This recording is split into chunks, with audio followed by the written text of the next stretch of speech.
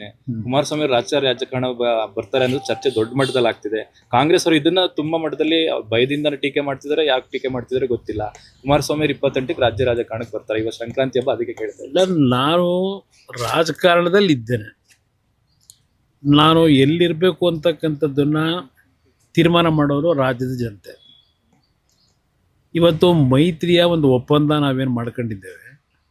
ಮೈತ್ರಿಯ ಒಪ್ಪಂದದಲ್ಲಿ ಒಂದು ಯಾವುದೇ ರೀತಿಯ ಗೊಂದಲಕ್ಕೆ ಅವಕಾಶ ಕೊಡದೆ ನಮ್ಮ ಉದ್ದೇಶ ಇರ್ತಕ್ಕಂಥದ್ದು ರಾಜ್ಯದಲ್ಲಿ ಒಂದು ಒಳ್ಳೆಯ ಸರ್ಕಾರ ತರಬೇಕು ಅನ್ನೋದು ವೈಯಕ್ತಿಕವಾಗಿ ನನ್ನ ಉದ್ದೇಶ ಇದೆ. ನನ್ನ ವೈಯಕ್ತಿಕವಾದ ಉದ್ದೇಶ. ಇವತ್ತು ರಾಜ್ಯದ ಆಡಳಿತ ಯಾವ ರೀತಿ ನಡೀತಾ ಇದೆ ಹಲವಾರು ವರ್ಷಗಳಿಂದ ನಾನು ಗಮನಿಸ್ತಾ ಇದ್ದೇನೆ. ಒಂದು ಒಳ್ಳೆಯ ಸರ್ಕಾರ ತಂದು ಜನತೆ ನೆಮ್ಮದಿಯಿಂದ ಇರಬೇಕು.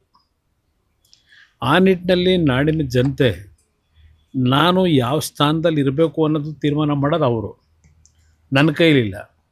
ಆದರೆ ರಾಜ್ಯದ ರಾಜಕಾರಣದಿಂದ ನಾನು ದೂರ ಸರಿತೀನಿ ಅಂತಕ್ಕಂಥದ್ದು ಯಾರಾದರೂ ತಿಳ್ಕೊಂಡಿದ್ರೆ ದೂರ ಸರಿಯತಕ್ಕಂಥ ಪ್ರಶ್ನೆ ಇಲ್ಲ. ರಾಜ್ಯದ ರಾಜಕಾರಣದಲ್ಲೂ ಇರ್ತೀನಿ. ಕೇಂದ್ರದಲ್ಲಿ ಗೌರವಾನ್ವಿತ ಪ್ರಧಾನಮಂತ್ರಿಗಳು ಏನೋ ಒಂದು ಹುದ್ದೆ ಕೊಟ್ಟಿದ್ದಾರೆ. ಆ ಎರಡು ಇಲಾಖೆಯಲ್ಲಿ ದೇಶದಲ್ಲಿ ಪ್ರಾಮಾಣಿಕವಾಗಿ ನನ್ನ ಕೈಲಿದ ಮಟ್ಟಿಗೆ ಎರಡು ಇಲಾಖೆಯಿಂದ ಒಳ್ಳೆಯ ಉತ್ತಮವಂಥ ಕೆಲಸಗಳನ್ನು ಮಾಡಲಿಕ್ಕೆ ಆಗಲೇ ಒಂದು ಫೌಂಡೇಶನ್ ಏನು ಹಾಕಿದ್ದೇನೆ. ಆ ಕೆಲಸದಲ್ಲಿ ಯಶಸ್ಸನ್ನು ಕಾಣಬೇಕು ಅನ್ನೋದು ಒಂದು ಭಾಗ. ರಾಜ್ಯದ ರಾಜಕಾರಣಕ್ಕೆ ಯಾವ ಸಮಯಕ್ಕೆ ಬರಬೇಕು ತೀರ್ಮಾನ ಬರ್ತೀರಾ ಒಟ್ಟು ಬರಲೇಬೇಕಾಗತ್ತಲ್ಲ. ಅದರಿಂದ ನೋಡೋಣ. ಪ್ರಶ್ನೆ. ಕುಮಾರಸ್ವಾಮಿ ರಾಜಕಾರಣ ಬರ್ತಾರೆ ಅನ್ನೋದು ಚರ್ಚೆ ದೊಡ್ಡ ಮಟ್ಟದಲ್ಲಿ ಆಗ್ತಿದೆ.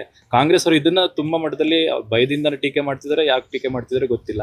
ಕುಮಾರಸ್ವಾಮಿ 28ಕ್ಕೆ ರಾಜ್ಯ ರಾಜಕಾರಣಕ್ಕೆ ಬರ್ತಾರೆ. ಇವತ್ತು ಸಂಕ್ರಾಂತಿ ಹಬ್ಬ, ಅದಕ್ಕೆ ಕೇಳ್ತಾ ಇದ್ದೀನಿ. ನಾನು ರಾಜಕಾರಣದಲ್ಲಿ ಇದ್ದೇನೆ.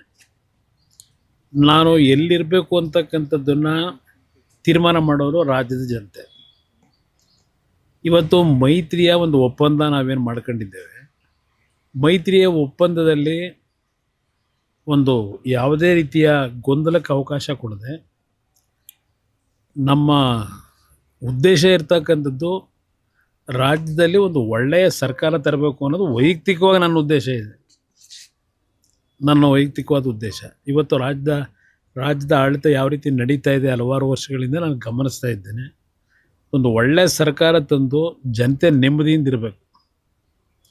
ಆ ನಿಟ್ಟಿನಲ್ಲಿ ನಾಡಿನ ಜನತೆ ನಾನು ಯಾವ ಸ್ಥಾನದಲ್ಲಿ ಇರಬೇಕು ಅನ್ನೋದು ತೀರ್ಮಾನ ಮಾಡೋದು ಅವರು, ನನ್ನ ಕೈಲಿಲ್ಲ.